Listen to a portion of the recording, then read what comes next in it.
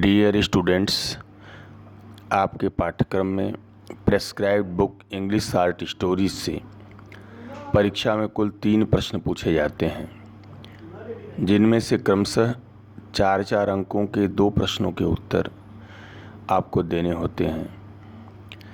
इस वीडियो में हमने कहानी से संबंधित उन सभी तथ्यों को समाहित करने का प्रयास किया है जिससे द गोल्ड वॉच यानी सोने की घड़ी नामक कहानी से परीक्षा में पूछे जाने वाले प्रत्येक प्रश्नों का उत्तर आप आसानी से दे सकें। द गोल्ड वॉच कहानी का मुख्य नायक शंकु एक कारखाने में छोटी तनख्वाह पर काम करता था। उसके घर की माली हालात बहुत खराब थी। घर की स्थिति से परेशान होकर वह चोरी करने का निर्णय करता है। जब वह चोरी करता है तो क्या होता है? वह पकड़ा जाता है या फिर बच जाता है? इन तमाम अनकहे प्रश्नों के उत्तर के लिए आइए कहानी का विस्तार से अध्ययन करते हैं। पिछले कई रातों की भांति शंकु आज भी सो नहीं सका। वह अपने बिस्तर पर करवटें बदलता रहा।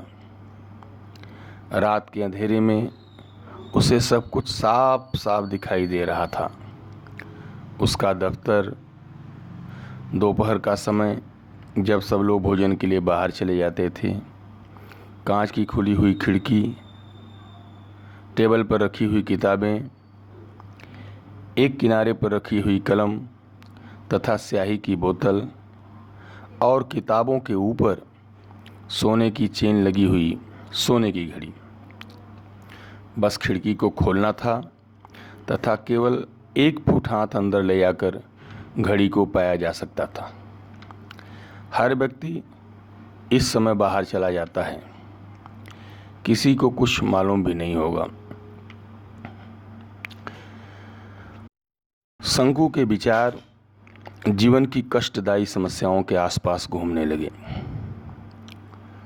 अगला दिन महीने का 3रा दिन था। आने वाले 3 दिनों में उसे 13 दिनों का वेतन 13 रुपये मिलेगा।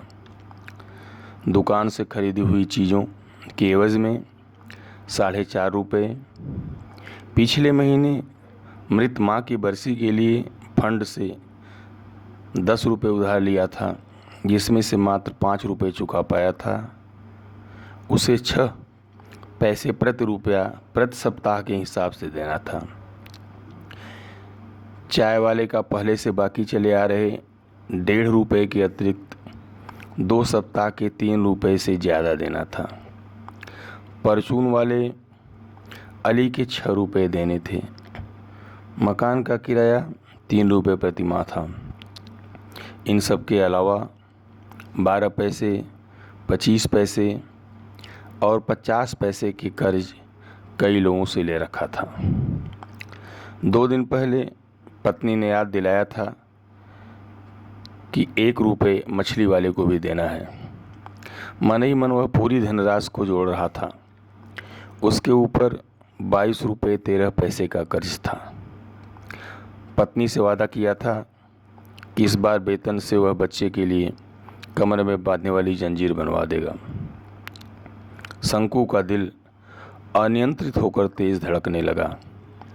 उसे चाय वाले चुन्नी की तीखी आवाज़, अली की खोखली हंसी तथा फंड इंचार्ज लोलप्पन की क्रोध भरी बातचीत याद आने लगती है। उसे लग रहा था कि ये सभी लोग उसे हाथ में लाठियां लिए आवारा कुत्ते की तरह घेर रहे हैं। बहुत भयावह एवं डरावना दृश्य था। अपने परिस्थितियों के हाथों लाचार पाकर उसने घड़ी चुराने की योजना बनाई। उसे घड़ी चुराने के अलावा कोई दूसरा विकल्प नज़र नहीं आया। मन ही मन सोचा कि उसे इस घड़ी को बेचने के बाद कम से कम 20 रुपये मिल ही जाएंगे। साथ ही वेतन के पैसे को मिलाकर उसकी सारी समस्याएं हल हो जाएंगी। उसका जीवन ऋण मुक्त हो जाएगा। इन्हीं विचारों में खोया हुआ वह सो गया। सुबह हो गई, देर तक शंकु सोकर उठा नहीं। शंकु की पत्नी ने उसके कंधे को हिलाकर कहा कि क्या आज काम पर नहीं जाना है। वह बिस्तर से उठा और हाथ मुंह धोकर काम पर जाने वाले कपड़े को पहनकर फैक्ट्री के लिए निकलने ही वाला था कि उसकी पत्नी ने कहा, बच्चे के लिए कोई मरहम खरीद कर लेते आना। शंकु बच्चे की फुंसियों को ध्यान करता है। उसे लगता है कि सारी फुंसियाँ उसकी ओर भयानक रूप से घूर रही हैं। एकाएक वह बड़बड़ाता है, बोलता है, किस तरह का मरहम, कितने पैसे वाला मरहम। पत्नी बोली, कम से कम 13 पैसे वाला। वह चलने वाला ही था कि पुनः पत्नी ने आवाज़ दिया, शाम को वापस आना तो 2 पके हुए केले लेते आना। बच्चा रात को रोने लगता है, उसे देने के लिए मेरे पास दूध नहीं है। ऐसा कहते हुए वह अपने बाएं हाथ से अपना ब्लाउज ऊपर खींचती हुई दरवाजे पर खड़ी रही। इसी समय शंकु की दृष्टि, ध्यान देना बच्चों, इम्पॉर्टेंट घटना है और इस घटना से क्वेश्चन पूछा जाता है। जिस समय वह केले की फरमाइश करती है और बताती है कि बच्चा रात को रोने लगता है, उसे देने के लिए मेरे पास दूध नहीं है, ऐसा कहते हुए वह अपने बाएं हाथ से अपना ब्लाउज ऊपर खींचती हुई दरवाजे पर खड़ी रही। इसी समय शंकु की दृष्टि अपने पत्नी के आगे बढ़े हुए पेट पर पड़ी।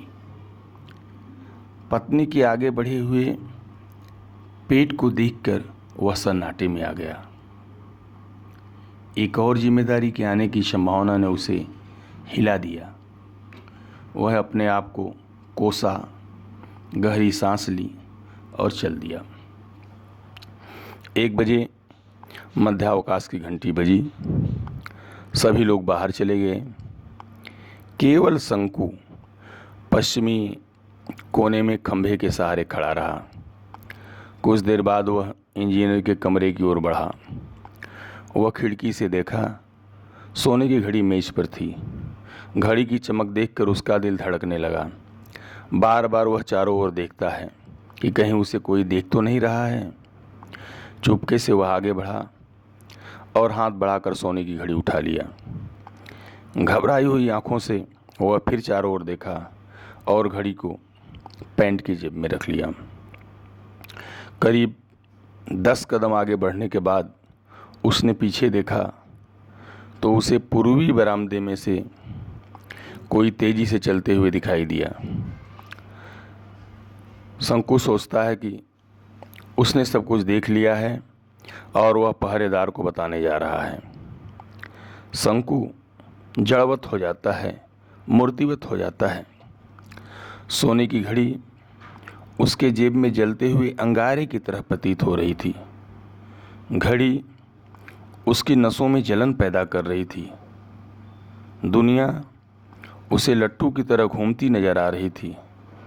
उसका सर चक्कर काट रहा था। एकाएक माधवन आवाज़ लगाता है, भाई शंकु, यहाँ खंभे की तरह क्यों खड़े हो। शंकु हकला जाता है और हकला कर कहता है, बस वैसे ही। माधवन हंसकर कहा, झूठे कहीं के, और फिर वह काम पर चला गया। शंकु मन ही मन सोचने लगा, फैक्ट्री के 800 कर्मचारी उसे घृणा से देखेंगे। लोग उसे चोर चोर कहेंगे। वह इंजीनियर के सामने ले जाया जाएगा। उसे डांट और फटकार पड़ेगी। वह नौकरी से निकाल दिया जाएगा। उसे वार्के की घटना याद आती है, जिसे एक पुराना छाता ले जाने के कारण नौकरी से निकाल दिया गया था।